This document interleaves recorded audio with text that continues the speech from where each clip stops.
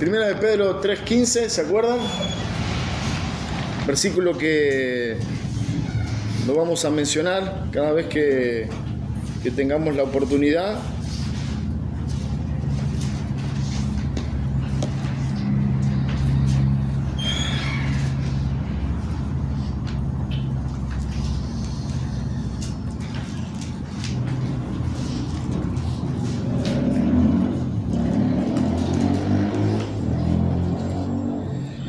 Muy bien, ¿por qué leemos este versículo? ¿Por qué creen que es conveniente no solamente memorizarlo, sino traerlo a mencionar en esta noche o cada vez que enseñemos una porción de la confesión o cualquier enseñanza, ¿no? Hablamos de la confesión porque es lo que estamos viendo ahora, pero creo que se puede aplicar a cualquier tiempo en que somos expuestos a las Escrituras, ¿no?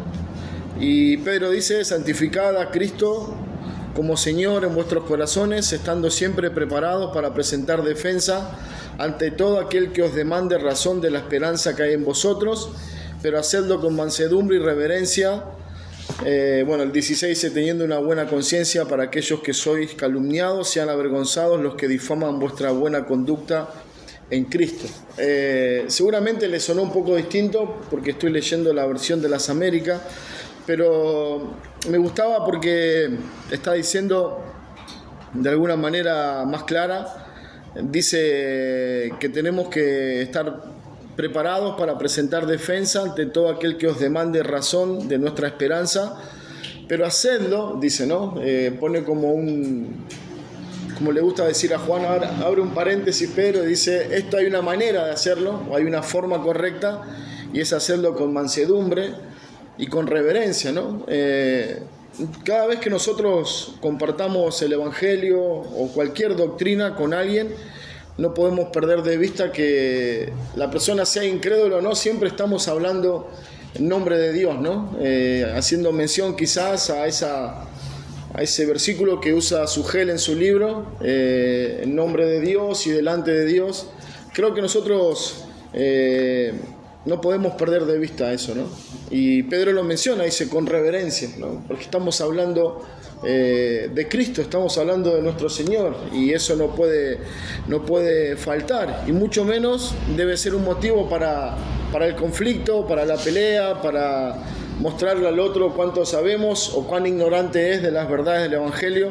Dice con mansedumbre y reverencia, ¿no? Mansedumbre habla de un corazón que no está buscando pelear ni ganar, sino que está animado siempre a mostrar el Evangelio. Y bueno, y de esto se trata un poco la confesión. Me voy a correr un poquito. De estar poco a poco incorporando algunas verdades que lamentablemente no siempre podemos hacerlo como pensábamos, de no dedicarle más tiempo porque ya lo habíamos visto en otra oportunidad. Sí, un tema como el de hoy, que es el capítulo 8 de la confesión, que nos habla acerca de Cristo como nuestro mediador, es un tema que tiene 10 párrafos y indudablemente no lo vamos a ver todos, y que cada párrafo encierra una verdad preciosa y que nos llevaría indudablemente cada párrafo una enseñanza, pero no vamos a hacer eso en esta noche, y haciendo caso a esa idea de hacer un repaso, vamos a indudablemente meditar en algunas cosas que son importantes y vamos a considerar esta doctrina, esta verdad, que es una de las más preciosas y más interesante y más valiosa para nosotros. ¿Por qué? Imagínense, Pablo escribe a los Efesios en el capítulo 1 y dice que Cristo nos ha bendecido con toda bendición espiritual en los lugares celestiales, en lo cual está sentado Cristo, ¿no? Ahora, si nosotros tuviéramos que mencionar rápidamente los beneficios que Cristo consiguió para nosotros como cristianos, ¿cuáles mencionaríamos en esta noche? ¿Juan? ¿Adopción? justificación, redención, perdón. ¿Qué más? Reconciliación. Ese es muy interesante porque tiene mucho que ver con el mediador. ¿Qué más? ¿Qué más piensan que Cristo logró para nosotros en la cruz? Bueno, lo que los hermanos mencionaban es fundamental, porque si Dios no nos hubiera perdonado, no podemos estar reconciliados con Él. Si no estamos reconciliados con Él, no hay perdón de pecado. Si no hay perdón de pecado, no hay redención. Si no hay redención, estamos condenados y estamos en problemas. Diría Pablo, somos los más dignos de conmiseración, porque no hay esperanza. Y por eso este tema es sumamente importante, porque nos va a enseñar y nos va a mencionar cómo la Escritura habla acerca de que Cristo es nuestro mediador. Ahora, ¿por qué nosotros necesitábamos un mediador con Dios? ¿O por qué en la vida cotidiana necesitamos un mediador, ¿no? Quizás es más común en una familia, quizás el papá, la mamá siempre están ahí haciendo esta función de mediar, ¿no? entre los hijos, que uno quiere una cosa y que generalmente cuando uno quiere una cosa el otro quiere la misma cosa, y ahí se genera un conflicto y tienen que venir los padres y decir no, y ahí mediar, ¿no? Traer paz, reconciliación, explicar que hay un tiempo para que lo use uno y para que lo use otro.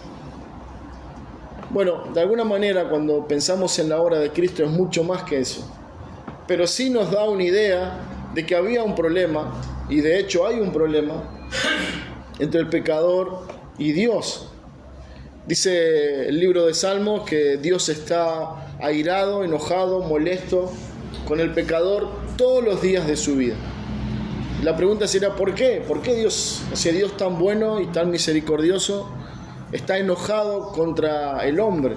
Bueno, ya sabemos, la Biblia dice, todos los hombres son pecadores, no hay ni siquiera un hombre que no peque. En consecuencia, Dios está enojado con todos los hombres que no se han arrepentido y que no se han reconciliado con Él.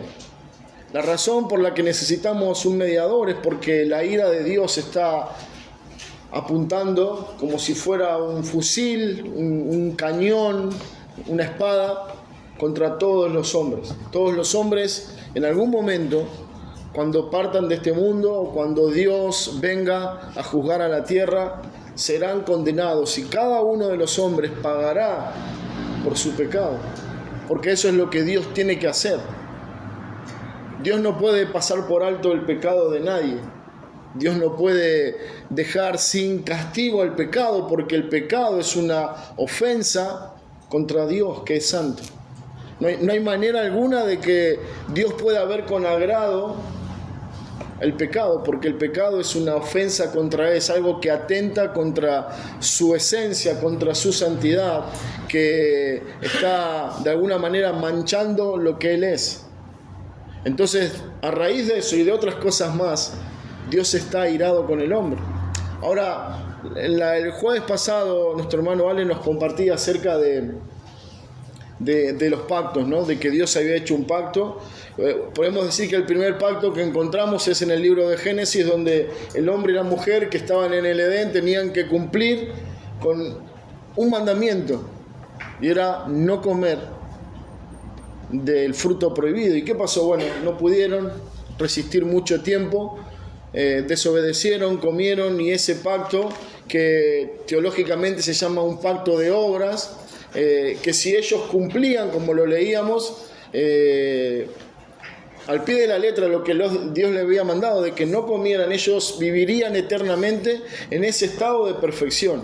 Pero ya sabemos que no pudieron hacerlo, comieron, y todo se complicó de una manera interesante. Entonces Dios, los teólogos dicen, mucho tiempo antes de que eso pasara, ya había un pacto que no involucraba al hombre, porque ya sabía que el hombre no podía cumplir con ese pacto, que el hombre era parte del problema, entonces no podía ser parte de ese nuevo pacto que Dios había concertado o concretado con Cristo en la eternidad pasada. Y ese pacto tiene que ver con esto. El pacto entre Dios Padre y Dios Hijo es que Cristo iba a ser el mediador, iba a ser el segundo Adán.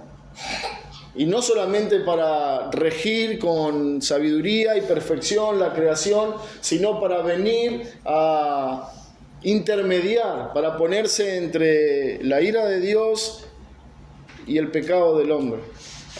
Entonces, así como Dios creó de la tierra un cuerpo y sopló aliento de vida y le dio vida, y ahí conocimos a Adán, de la misma manera ahora su Hijo, que ya existía y siempre existió de la eternidad, dice el libro de Hebreos que Él le preparó un cuerpo. Entonces ese Cristo que estaba en la eternidad vino ahora a ocupar un cuerpo. Ahora, ¿cuál es el propósito de la venida de Cristo? Bueno, Cristo vino para ser nuestro mediador, para que alguien pudiera mediar entre la ira de Dios y el pecado del hombre. Ahora, para que eso fuera aceptado, este mediador tenía que tener ciertas características. Por un lado, tenía que ser Dios, para ser el representante de Dios ante los hombres, y también tenía que ser hombre para ser el representante ante Dios de ese pueblo que Él tenía que redimir. Entonces, cuando nosotros hablamos de un mediador, estamos hablando de Cristo como el único mediador. Y cuando nosotros pensamos en el tiempo en que se escribió la Confesión Bautista de Londres, estaba bien arraigado socialmente el hecho de que había una enseñanza que muchos decían que había otro mediador, y que era el Papa, ¿no? Que el Papa podía interceder por el hombre. Entonces este tema acerca de Cristo como el mediador es crucial. Fue crucial para aquella época porque era necesario que todos entendieran esta verdad en las Escrituras, de que hay un solo mediador, que es Cristo el Señor, que hay un solo camino por el cual el hombre puede reconciliarse con Dios. Y de eso se trata el capítulo 8 de la Confesión. Así que vamos a ver el primer párrafo. Y creo que vale la pena poder leerlo todo, porque tiene varias cosas que necesitamos señalar. ¿Quién quiere leerlo? ¿Se animan? ¿No? Dale, Juan. Agradó a Dios en su propósito eterno escoger y ordenar al Señor Jesús, su Hijo unigénito, conforme al pacto hecho entre ambos, para que fuera el mediador entre Dios y el hombre, profeta, sacerdote y rey, cabeza y salvador de la Iglesia, el heredero de todas las cosas y juez del mundo, a quien dio desde toda la eternidad un pueblo para que fuera su simiente y para que a su tiempo lo redimiera, llamara, justificara, santificara y glorificara. Amén. Muy bien, varias cosas, ¿no?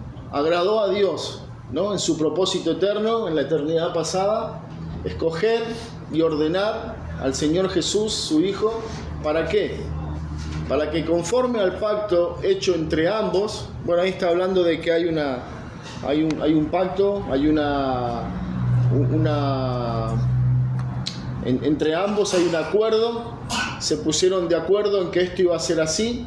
Es interesante ver que Cristo es considerado como el escogido de Dios, ¿no? El escogido de Dios, claro, no para salvación, porque Él era el Hijo de Dios y no necesitaba salvación, pero sí para ser nuestro mediador, ¿no? Y ahí dice, mediar entre Dios y el hombre, como profeta, sacerdote, rey, cabeza y salvador de la Iglesia, el heredero de todas las cosas, el juez del mundo, a quien dio desde toda la eternidad un pueblo para que fuese su simiente, ¿no? ¿Se acuerdan esta frase, su simiente? ¿A quién le dijeron? Porque de tu simiente será bendita todas las naciones de la tierra. Bueno, está hablando del pacto que tenía con Abraham, ¿no? Este era el pacto que Dios había hecho con Abraham, pero esa simiente de Abraham estaba corrompida y necesitaba un mediador. Y así fue que Dios escogió entonces a Cristo, lo envió, le dio un cuerpo según su propósito eterno, para que viniera ¿a qué cosa? A redimir a su simiente. Bueno, Cristo no solamente viene a ponerse como un defensor entre Dios y el pecador y decir, Padre, no lo castigues, y decirle al pecador que no peques más, sino que hay mucho más que eso, ¿no?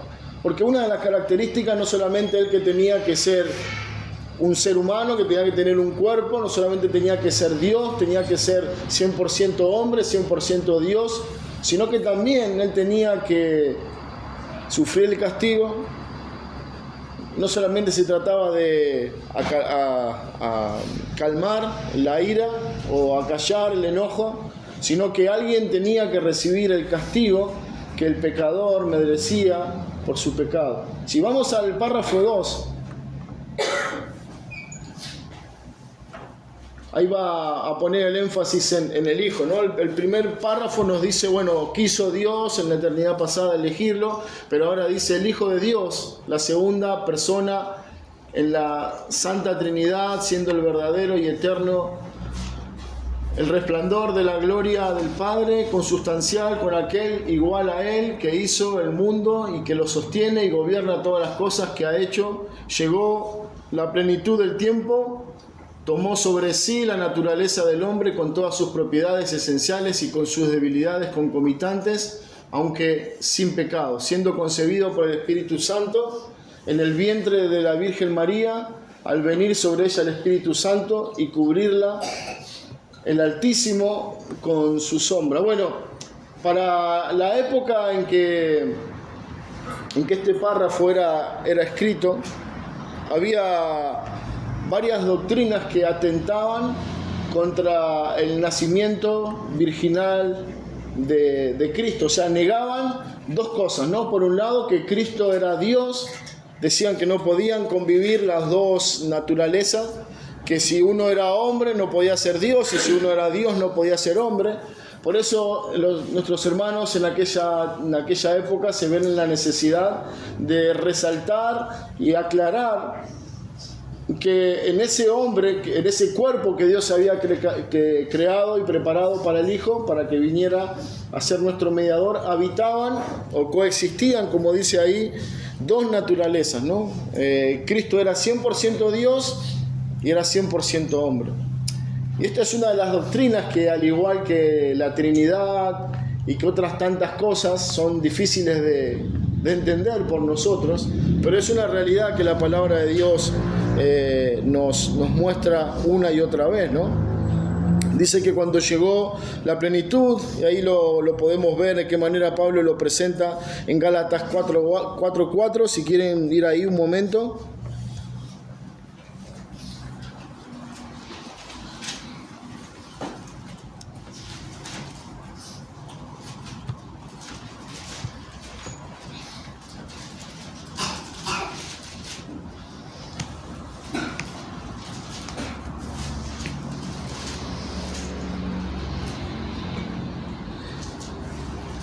¿Quién se anima a leerlo? Pero cuando vino el cumplimiento del tiempo, Dios envió a su Hijo, nacido de mujer y nacido bajo la ley. Lee el 5, vale, por favor. Para que redimiese a los que estaban bajo la ley, a fin de que recibiésemos la adopción de hijos. Muy bien, ahí está. Pablo, de alguna manera, nos muestra la consistencia de este párrafo, porque dice, cuando vino el cumplimiento del tiempo, bueno, Dios había planeado que en un tiempo específico Cristo tenía que aparecer en la escena humana tomando un cuerpo de hombre, naciendo de manera natural como nacen todos los hombres, pero ese nacimiento, como bien dice la parte final del párrafo, siendo concebido por el Espíritu Santo en el vientre de la Virgen María, vino sobre ella el Espíritu Santo y al cubrirla, ella concibió o Cristo vino a ser engendrado en ella, ¿no? Esto es lo que se conoce como un nacimiento o una concepción sobrenatural, ¿no? Hay una manera natural en la que Dios estableció para el nacimiento de un ser humano, y esto fue algo sobrenatural, porque no fue según lo que Dios permite habitualmente que un ser humano venga a existir o que un bebé sea concebido. Entonces lo que Pablo dice en Gálatas 4 es que cuando vino el cumplimiento del tiempo, Dios envió a su Hijo, ¿no? Hablándonos del plan eterno, de ese tiempo programado, estipulado por Dios para que Él viniera. Dice Pablo, envió a su Hijo, nacido de mujer y nacido bajo la ley. Y esto es muy importante porque lo que Dios había establecido, que el hombre tenía que cumplir con los mandamientos y con la ley de Dios. Y el hombre no puede cumplir, ninguno de nosotros puede cumplirlo.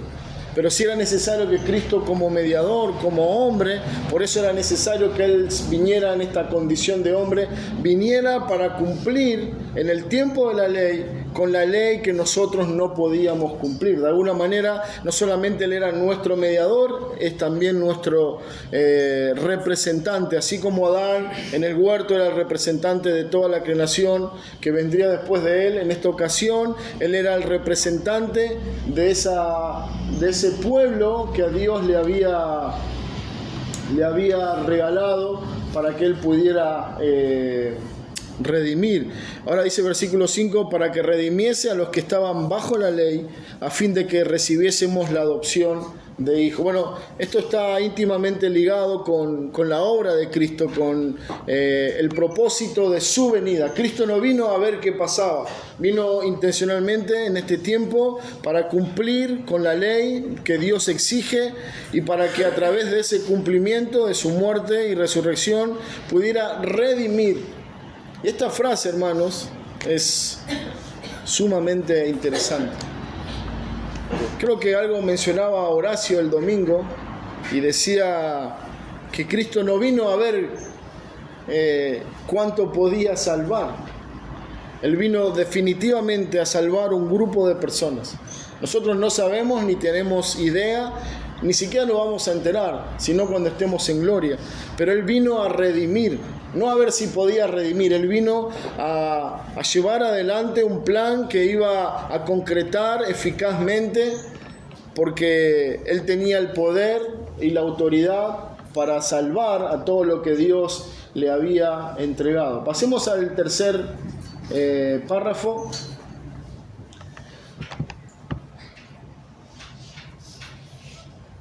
Muy bien, ¿quién se anima a leerlo? ¿Algún valiente o valienta? Señor Jesús, en su naturaleza humana, así unida a la divina, en la persona del Hijo, fue santificado y ungido con el Espíritu Santo sin medida, teniendo en sí todos los tesoros de la sabiduría y del conocimiento, en quien agradó al Padre que habitase toda plenitud, a fin de que siendo santo, inocente y sin mancha, y lleno de gracia y de verdad, fuese completamente apto para desempeñar el oficio de mediador y fiador, el cual no tomó por sí mismo, sino que fue llamado para él mismo por su Padre, quien también puso en sus manos todo poder y juicio, y le ordenó que lo cumpliera. Muy bien. Ahí otra vez resalta, ¿no? El Señor Jesucristo en su naturaleza humana, así unida a la divina en la persona del Hijo, fue santificado y ungido con el Espíritu Santo sin medida, o sea, sin restricciones, teniendo en sí todos los tesoros de la sabiduría, del conocimiento, en quien agradó al Padre que habitase toda la plenitud, a fin de que siendo santo, inocente, sin mancha y lleno de gracia, fuese completamente apto para desempeñar el oficio de mediador. Bueno, es interesante la palabra apto porque, el único apto era Cristo. No había otro capaz de poder desempeñar y llevar adelante este oficio o esta tarea, esta función. Por eso fue necesario que viniera Cristo. Por eso en la eternidad Dios y el Padre, Dios y el Hijo, habían concertado ese pacto, ¿no? De que Él iba a ser el mediador y poder desempeñar el oficio como mediador. Dice Pablo, quiero que me acompañen ahí por un momento, a Primera de Timoteo, capítulo 2, versículo 5. Indudablemente es un pasaje conocido por todos nosotros.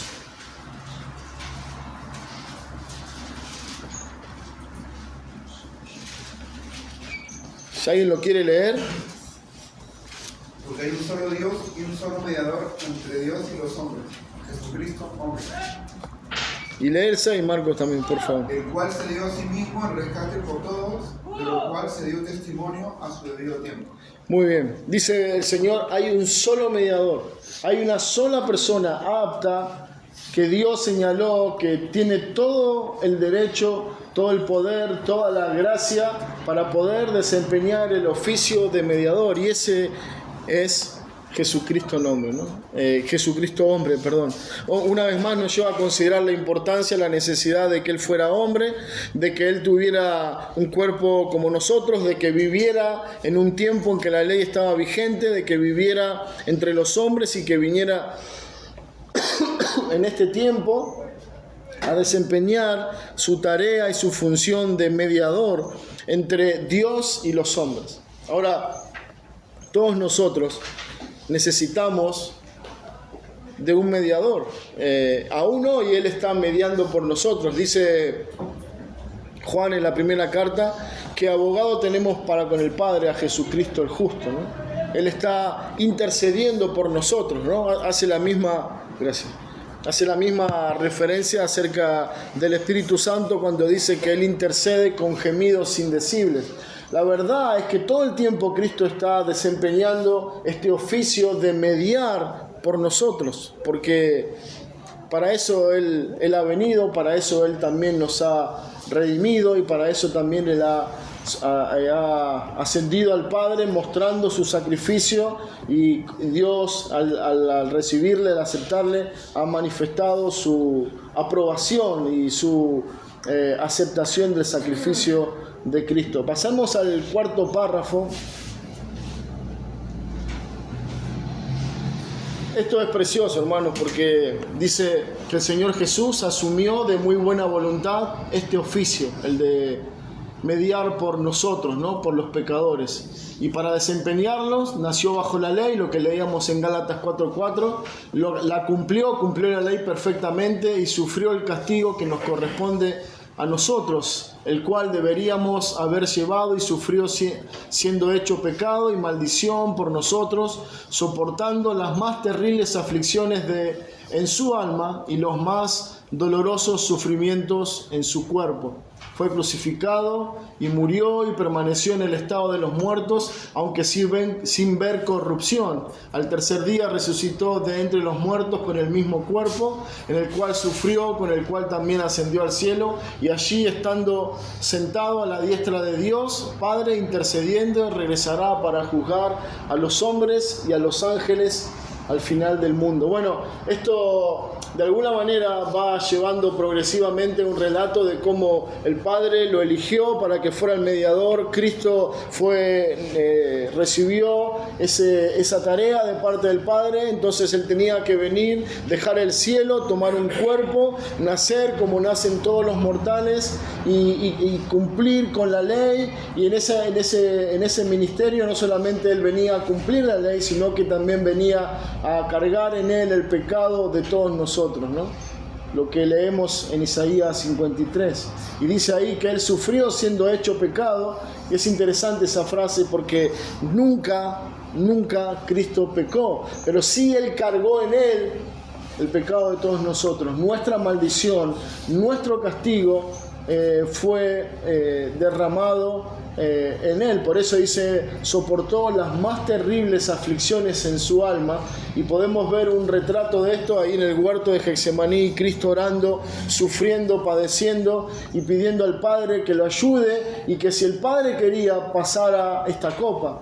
Pero dado que Él tenía que tomar esa copa porque Él había determinado y asumido este papel de mediador, Él tomó la copa y sufrió por nuestros pecados. Sufrió por tu pecado y sufrió por mi pecado.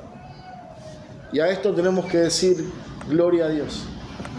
Porque si esto no fuera así, estamos perdidos, no hay esperanza, no hay salvación. Porque si esto no hubiera pasado, ninguno de nosotros, nadie, ni en las generaciones pasadas, ni en las generaciones venideras, jamás nadie podría redimirse a sí mismo. Era necesario un mediador. Por eso Pablo dice, hay un solo mediador, hay solamente un hombre que puede llevarnos a Dios, y ese es Jesucristo, hombre. Por esto, hermanos, era necesario un mediador. Por esto es tan importante y tan relevante para nosotros meditar y apreciar esta doctrina, la doctrina de Cristo como el mediador. Pasemos al quinto párrafo. Y acá nos habla de cómo fue consumado esa tarea o ese ministerio. Dice: el Señor Jesús, por su perfecta obediencia y sacrificio de sí mismo, que ofreció a Dios una sola vez a través del Espíritu Eterno, ha satisfecho plenamente la justicia de Dios, ha conseguido la reconciliación y ha comprado una herencia eterna en el reino de los cielos para todos aquellos que el Padre le ha dado. Algunas cosas rápidas para considerar. Bueno, sacrificio de Cristo no es por todos los hombres. Cristo no murió por todo el mundo. Cristo no murió para salvar a todos los hombres. Él murió para salvar a su pueblo, el pueblo que el Padre le ha regalado. Hay una cantidad de personas en todas las generaciones que el Padre escogió para salvar. Nadie sabe quiénes son ni las cantidades. Solamente es un secreto que ellos saben entre el Padre y el Hijo. Y Cristo murió para salvar a sus ovejas. Él murió para reconciliarnos. Él murió para que podamos recibir la herencia eterna que nos ha prometido. Por eso la palabra de Dios constantemente nos habla y nos dice: el que cree en mí, en Cristo, como nuestro mediador, tiene vida eterna. Porque eso es lo que Él vino a lograr por medio de ese sacrificio que Él ofreció a Dios. Hermano, esto es sumamente interesante. Y no vamos a meternos mucho más ahí porque nos va a llevar mucho tiempo, pero Cristo no es una víctima del Padre. Cristo no es que el Padre lo tomó en su autoridad de Padre y de Dios, como el primero en la Trinidad. Dijo: bueno, lo lamento, hijo, tenés que morir en el Calvario, tenés que hacerte hombre, tenés que ir a la tierra, tenés que dejar la gloria y tenés que morir por este pueblo. No, eso fue un sacrificio voluntario que Cristo ofreció al Padre. Por eso dice que, ¿se acuerdan? Cuando Él sale del agua, luego del bautismo, el Señor dijo: este es mi Hijo amado, en quien tengo complacencia. Y previamente a ese, Juan, al verlo venir a Cristo, antes de que Él entrara a las aguas, dijo: he aquí el Cordero de Dios que quita el pecado del mundo. Él vino a ofrecerse de manera voluntaria. Él tenía total autoridad para asumir este sacrificio y Él quiso hacerlo. ¿Se acuerdan esa figura en el libro de Isaías cuando creo que es el capítulo 1, cuando Dios está hablando con el profeta y dice: ¿quién irá? ¿A quién enviaré? ¿Quién irá por nosotros y a quién enviaré? Y el profeta dice: heme aquí, envíame a mí. Bueno, esas son las palabras de Cristo. Isaías está hablando en un evento particular, pero también está haciendo referencia a ese día en que Cristo determinó voluntariamente venir a ofrecerse como un sacrificio, como un mediador por cada uno de nosotros. Él dijo: he aquí, envíame a mí. Yo quiero ser el mediador entre Dios y los hombres. Pasemos al párrafo 6.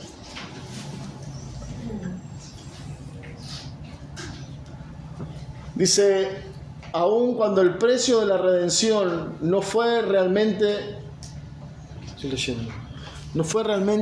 pagado por Cristo hasta después de su encarnación, sin embargo, la virtud, la eficacia y los beneficios de la misma fueron comunicados a los escogidos en todas las épocas desde el principio del mundo, en las promesas, tipos y sacrificios por medio de los mismos, en los cuales fue revelado, señalado como la simiente que heriría la cabeza de la serpiente y como el cordero inmolado desde la fundación del mundo, siendo el mismo ayer, hoy y por los siglos. ¿Se acuerdan? Abraham llevando a Isaac al monte.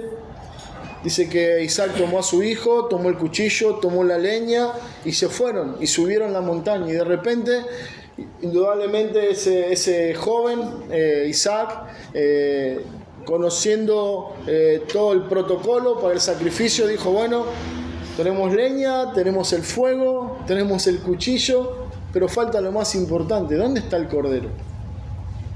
Y dice que él lo tomó, Abraham tomó a su hijo y lo puso sobre la leña, y cuando puso el cuchillo en su garganta, escuchó la voz de Dios que le dijo que no le haga nada al muchacho, y dice, Dios, ya he conocido que me temes, y no le hizo nada.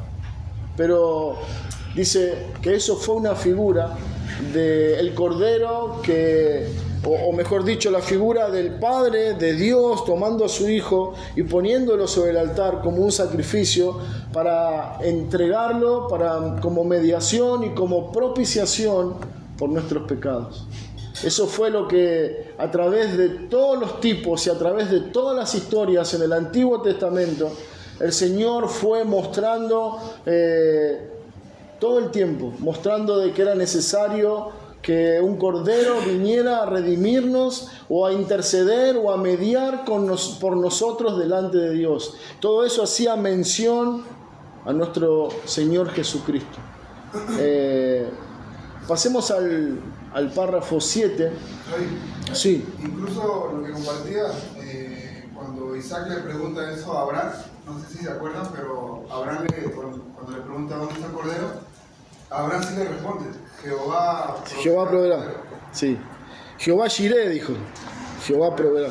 Jehová se proveerá de cordero. Bueno, y esa es la otra pata de la analogía, ¿no? Porque él dice, Jehová se proveerá de cordero. Y curiosamente, cuando el Señor viene a bautizarse, cuando muchos consideran que es el comienzo de su ministerio público, Juan dijo, he aquí, ¿qué cosa? El cordero. Bueno, Jehová había provisto en la eternidad pasada ya un cordero, su propio Hijo, un cordero eterno, santo, sin mancha, que vendría a morir por nosotros. ¿Para qué? Para redimirnos. Cristo en la obra de mediación actúa conforme a ambas naturalezas, haciendo por medio de cada naturaleza lo que es propio de ella, aunque por razón de la unidad de la persona, lo que es propio de una naturaleza algunas veces se le atribuye en las Escrituras a la persona denominada por la otra naturaleza. Bueno, este párrafo es complicado. Cristo en la obra de mediación actúa conforme a ambas naturalezas. Claro, bueno, nosotros vamos a ver, por ejemplo, a Cristo actuando de alguna manera en los milagros, ¿no? Lo vemos, eso no es común, ninguno de los hombres tiene esa potestad o esa capacidad de darle vista a los ciegos, de hacer caminar a los paralíticos, de levantar a los muertos y de multiplicar los alimentos. Bueno, esa era una clara manifestación de la naturaleza divina que Cristo tenía. Pero después vemos a ese mismo ser milagroso en el huerto de Getsemaní, sufriendo, transpirando, dice, grandes gotas de sangre, lleno de agonía y lleno de angustia, clamando a Dios. Bueno, en su naturaleza humana, actuando como hombre, busca la ayuda, la fortaleza de parte de Dios. Bueno, ahí nos va mostrando de qué manera las dos naturalezas están conviviendo, ¿no? Pasemos al 8, Pri.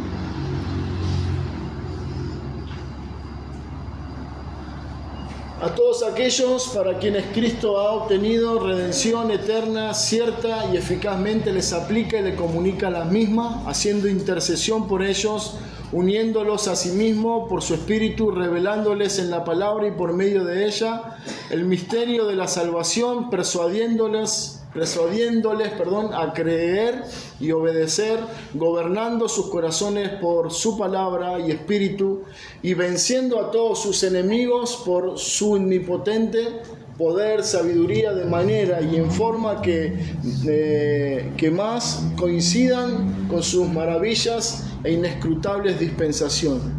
Y todo por su gracia libre y absoluta, sin prever ninguna condición de ellos, para granjearlas, ¿sí?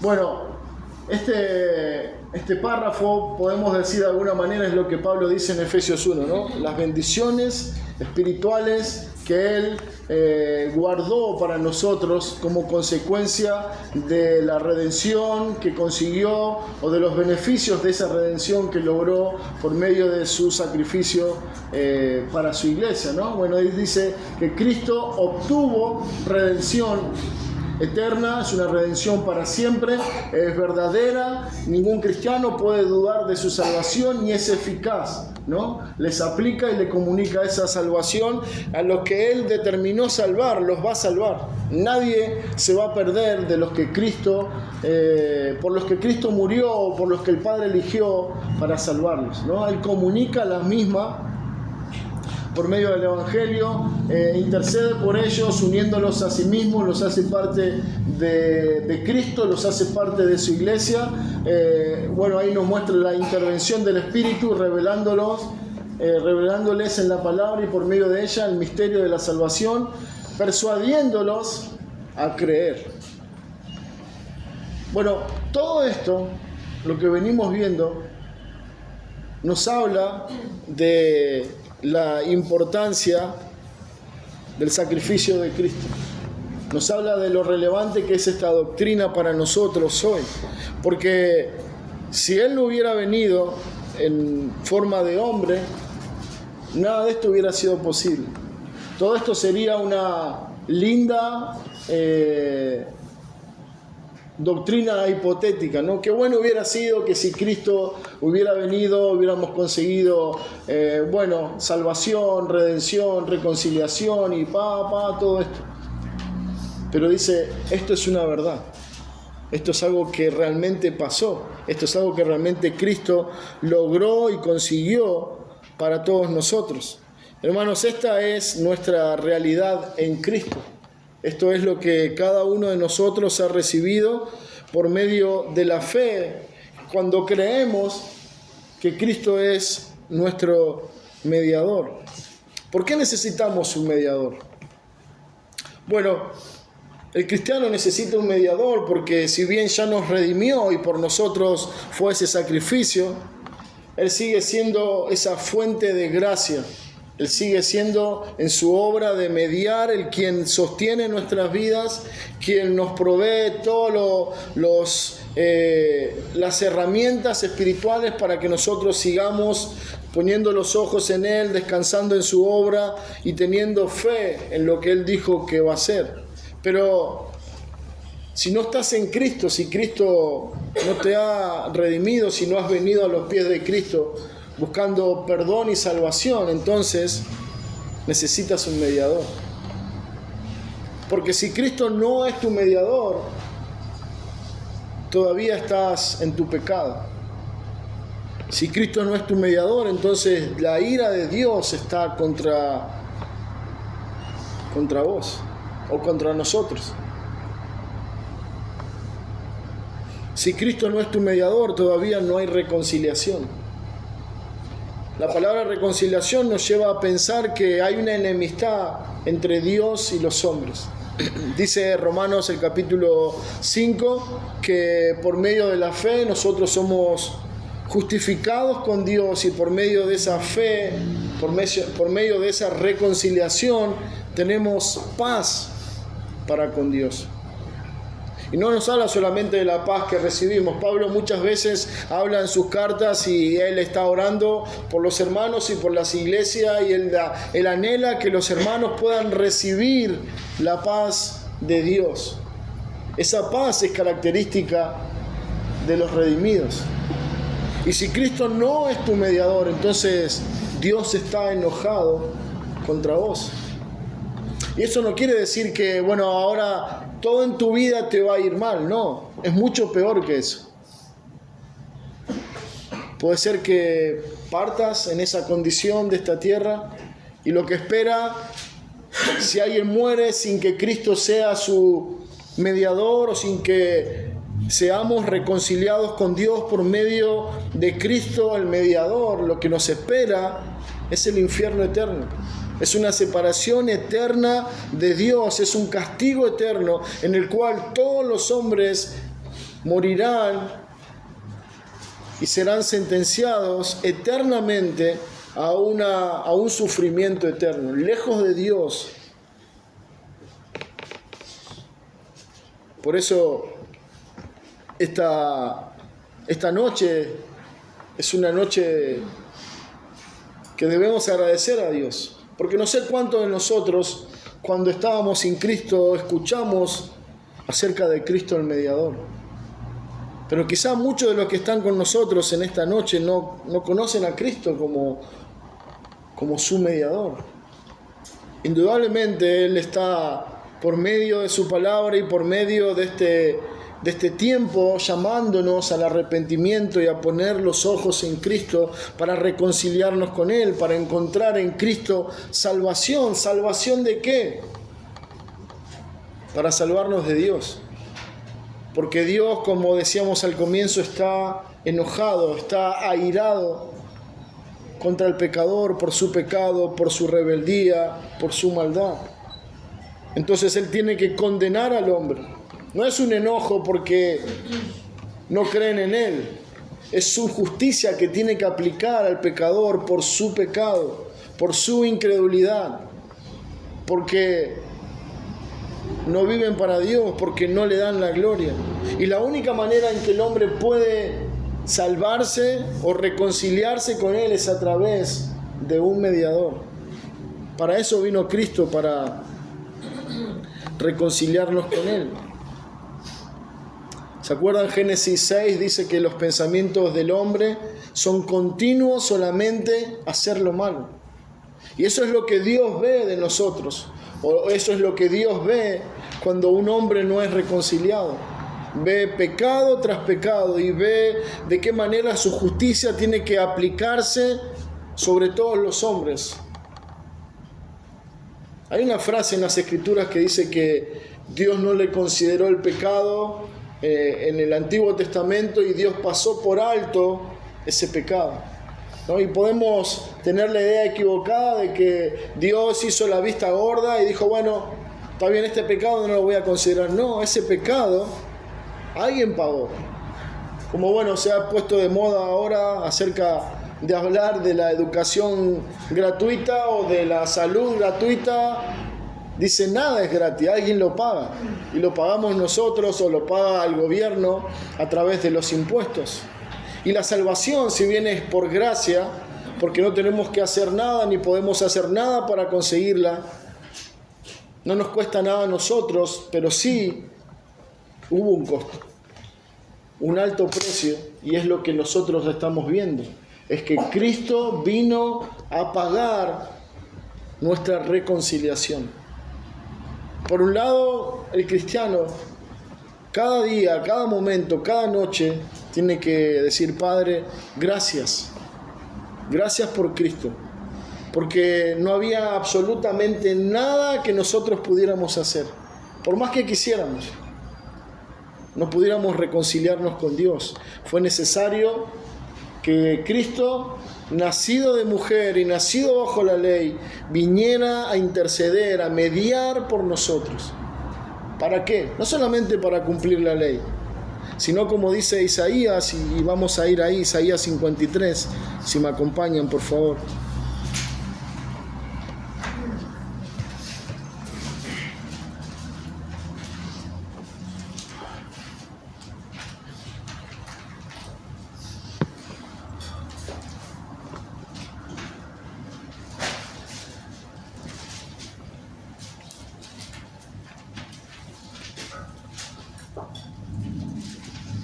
Dice versículo 5, mas el herido fue por nuestras rebeliones, molido por nuestros pecados, el castigo de nuestra paz fue sobre él, y por su llaga fuimos nosotros curados. Todos nosotros, todos los hombres, toda la humanidad, todas las generaciones se descarriaron como ovejas.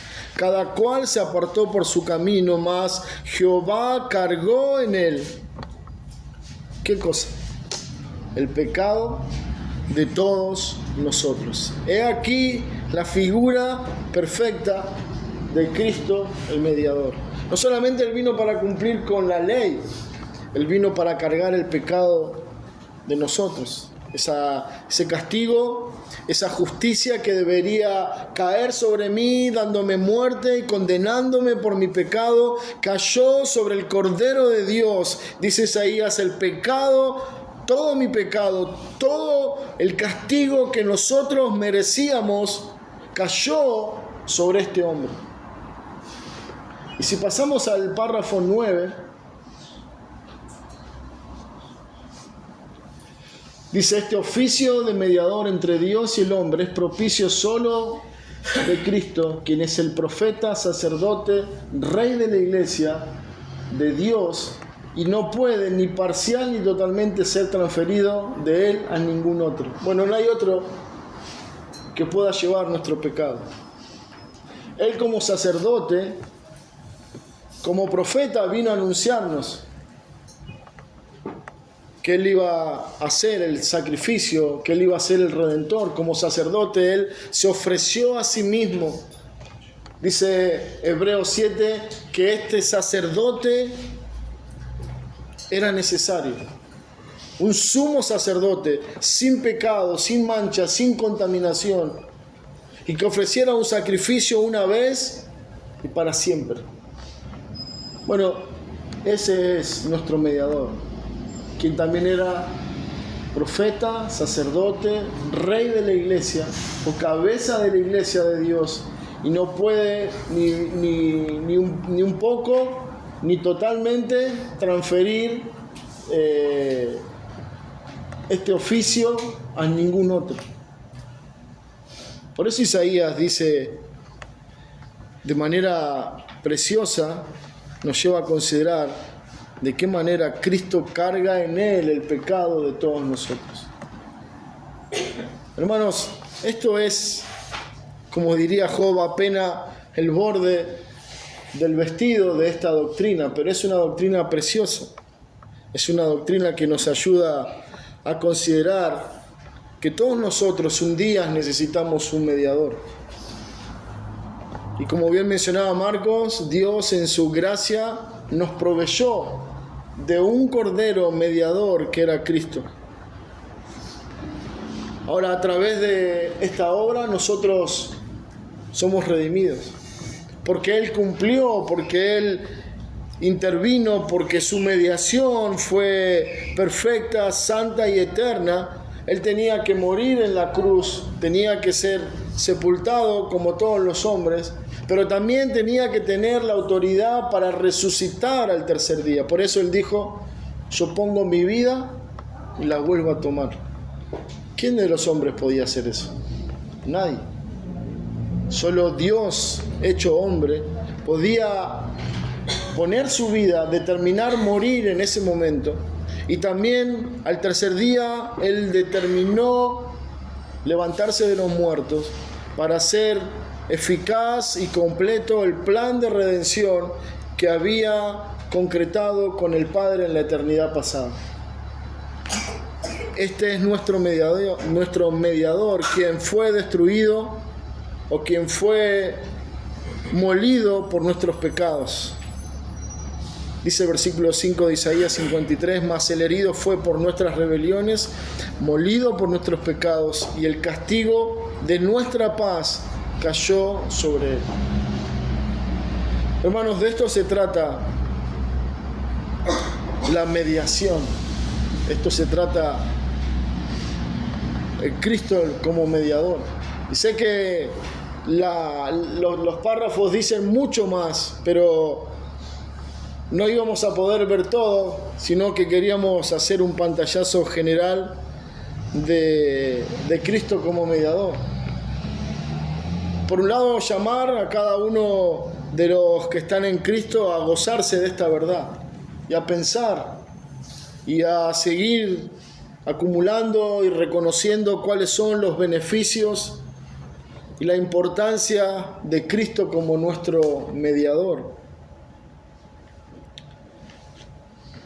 Y creo que a veces cabe destacar las consecuencias que sufriríamos si Cristo no hubiera mediado por nosotros. Cada uno de nosotros, sin importar la edad y el tipo de pecado, estaríamos definitivamente condenados en la eternidad. ¿Se acuerdan cuando Cristo murió? Él dice que pronunció una palabra, él dijo tetelestai, ¿no? Y la palabra significa consumado es, o hecho está, o concluido.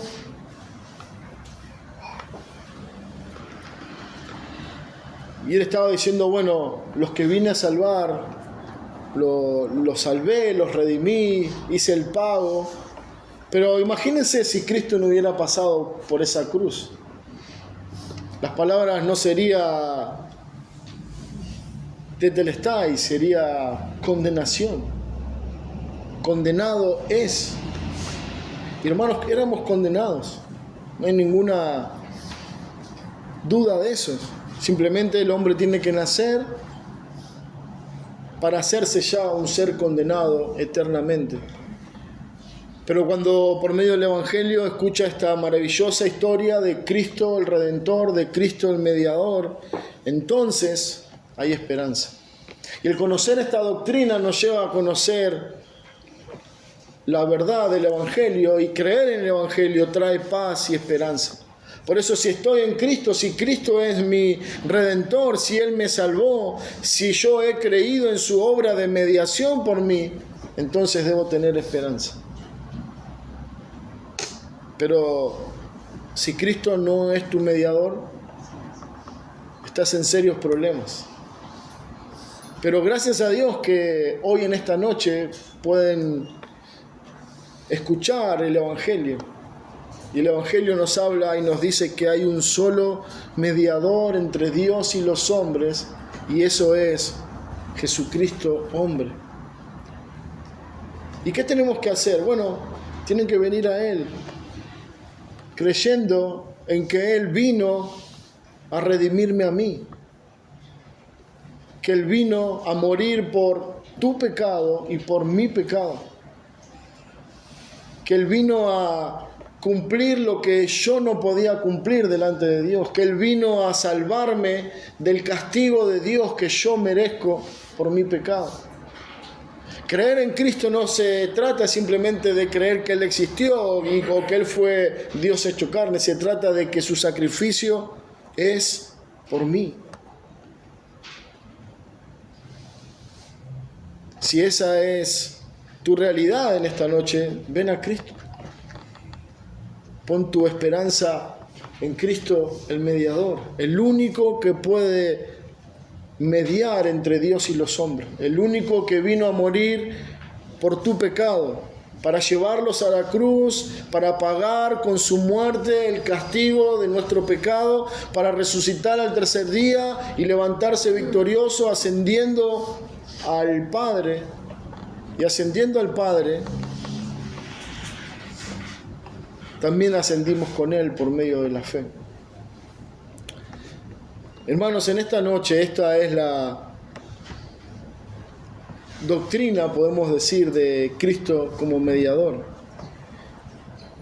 Y si hay alguien en medio nuestro que aún no conoce a Cristo,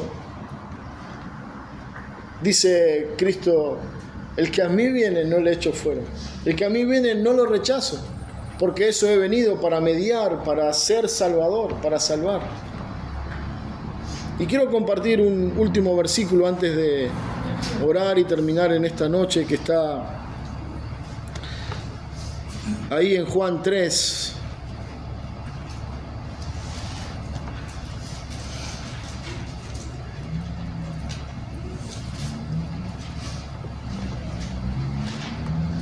Bueno, Juan 3 tiene la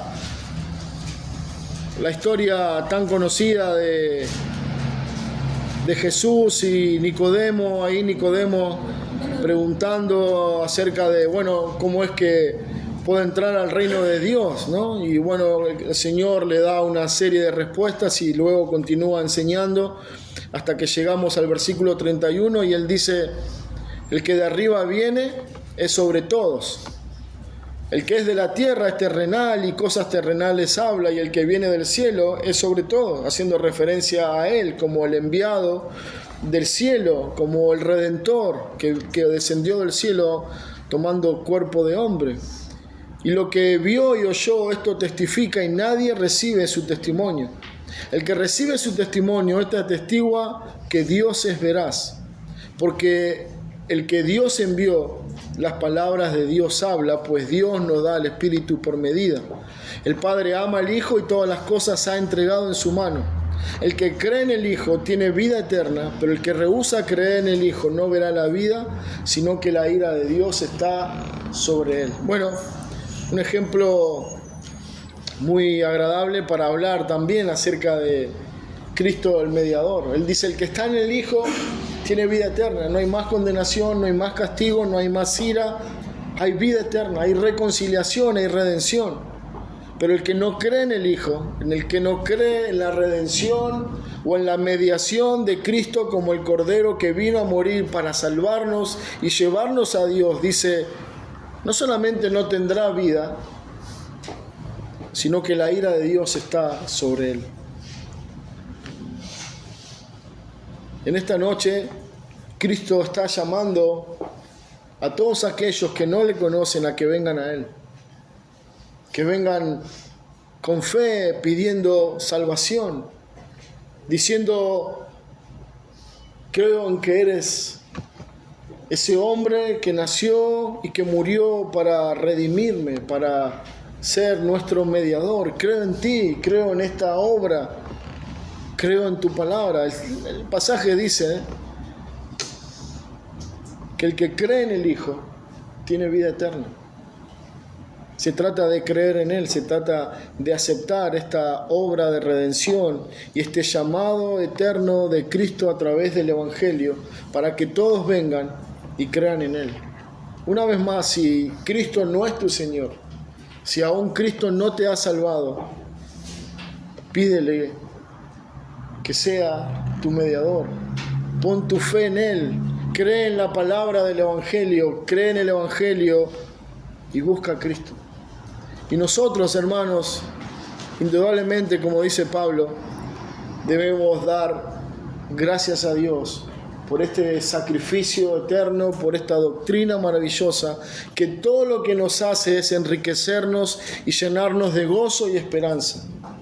Porque sabemos una sola cosa: nuestra salvación depende de esto. No depende de lo que soy, no depende de lo que hago, no depende de lo que digo, ni siquiera depende de lo que creo. Depende de esta verdad. Cristo es nuestro mediador. Creímos en Él, Él nos ha salvado, Él ha muerto por nosotros y esa es nuestra esperanza y seguridad eterna. Hermanos, que el Señor bendiga su palabra en esta noche y que bendiga nuestros corazones con esta verdad. Oramos y terminamos.